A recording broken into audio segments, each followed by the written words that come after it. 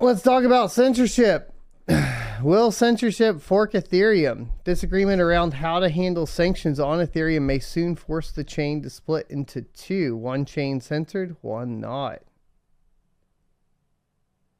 Ethereum may soon split into two, according to some developers.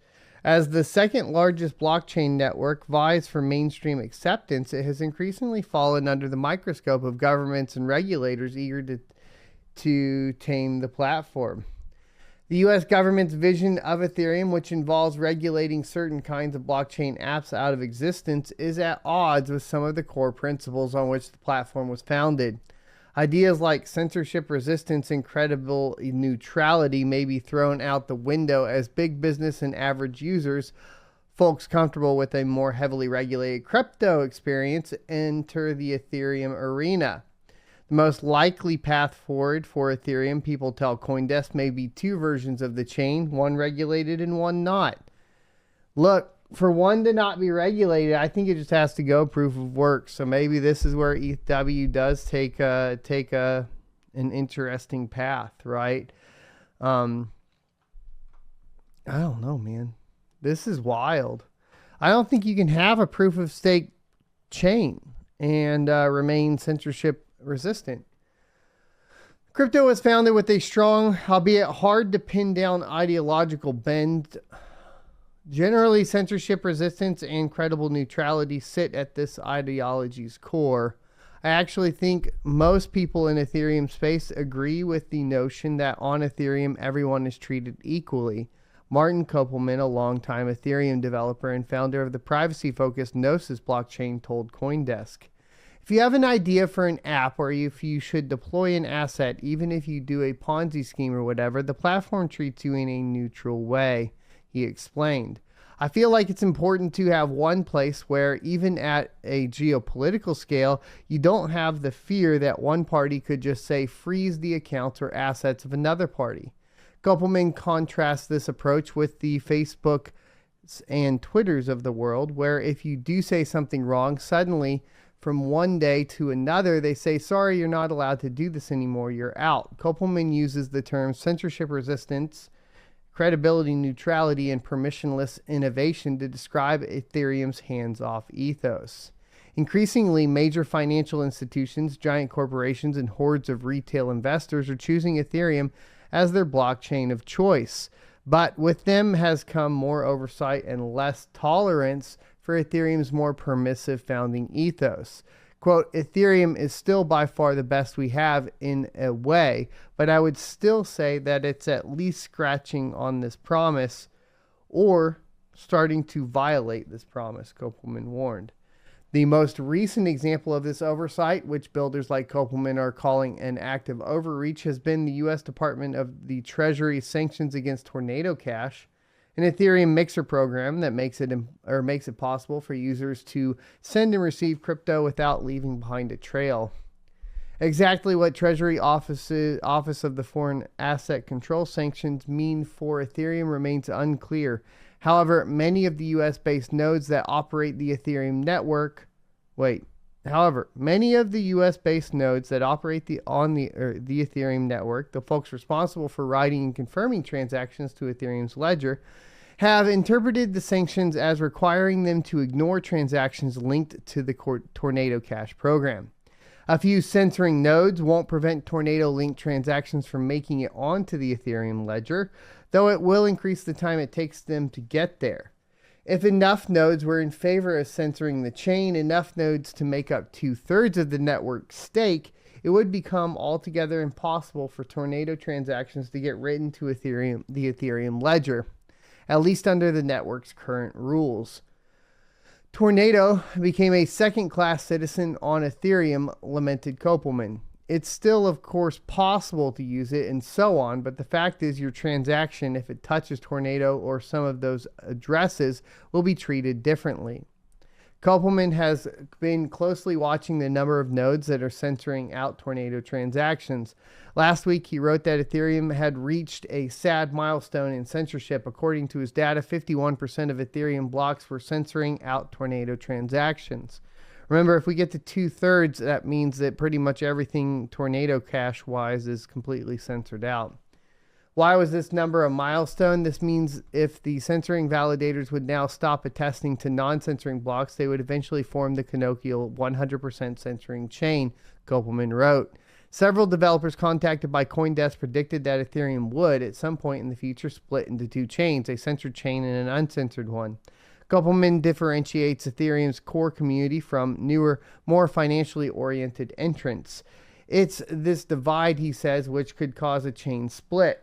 There are those voices that I would say are not what I would consider the Ethereum core community, but some investors or VCs say, well, yeah, Ethereum simply needs to be OFAC compliant, said Kopelman. Within Ethereum, within what I would consider the Ethereum core community, he continued, I don't know a single person that says no, Tornado transactions should be allowed on Ethereum.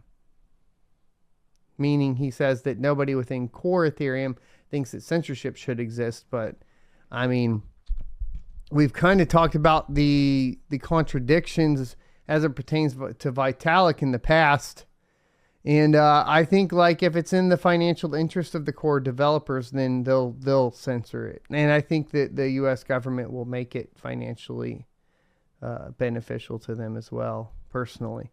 And then, unfortunately, like what we end up having, I think at the end of the day, is the same shit we have now, which is you have Ethereum Classic, which upholds like essentially the core principles and fundamentals with code as law at the very beginning. And then you have Ethereum as it sits now. And I think that'll continue to kind of be the case, and Ethereum will continue to move further and further away from its ethos and from the fundamentals of cryptocurrency. I just think that's inevitable. And I do think to a certain extent it will be heavily integrated into the U.S. into the U.S. Fed coin or the U.S. CBDC. Justin Drake, an Ethereum researcher at the nonprofit Ethereum Foundation, was one of the developers that told CoinDesk a chain split will likely happen. What tends to happen with these forks is that one of them is very, very much dominant over the other, Drake predicted. We've seen this with Ethereum Classic, and we've seen this with ETH POW, he said, referring to two previous Ethereum forks. In terms of its projected size relative to the uncensored Ethereum chain, Drake thinks the censored chain will be relatively small. He wagers a guess definitely less than 10% of the main chain in terms of the total value captured.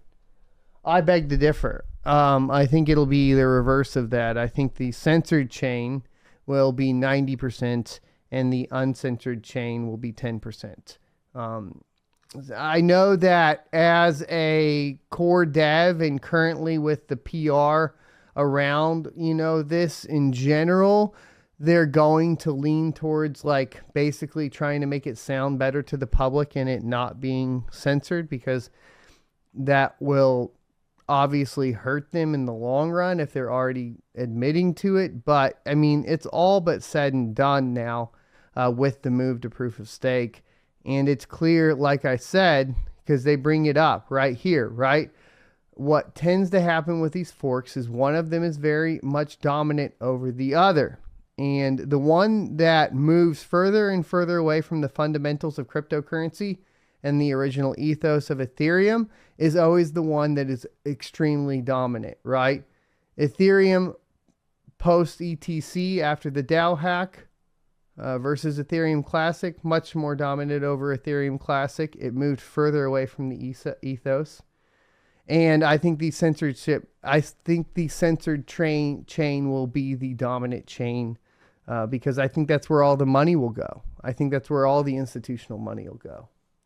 The primary Ethereum community's massive decentralized finance, stablecoin, and NFT economies will make it hard for a new chain to garner that much steam, Drake suggested. Yeah, that's why the censored chain is already taken over, though.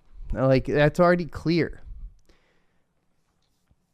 Drake differentiates the audience of the potential censored and uncensored chains. For instance, an uncensored chain is more attractive to builders. According to Drake, when you build an application and there's potential censorship, then your application could be censored. To builders, Drake says that the potential for censorship would be received as platform risk. As the audience of a censored chain, Drake thinks this thinks there's this sense that the censored one could be more attractive to users. And then the reason is that if a specific country says, no, we don't want you to use this, I think most citizens will just comply. Correct. Yet I think what will happen is if you want to build infrastructure, which is going to last for a very long time, and it's going to be global, then you're going to build on the uncensored version. I don't think so. I think that everybody will do exactly what they're doing now. I think that you are blinded by the fact that you have already made poor decisions as an Ethereum Foundation member. I think what you have done is already compromised yourself so far. And even though you can't see it, you're going to do it again. I have zero trust in anybody that's part of the Ethereum Foundation to actually push for uncensored version of Ethereum. End of fucking story.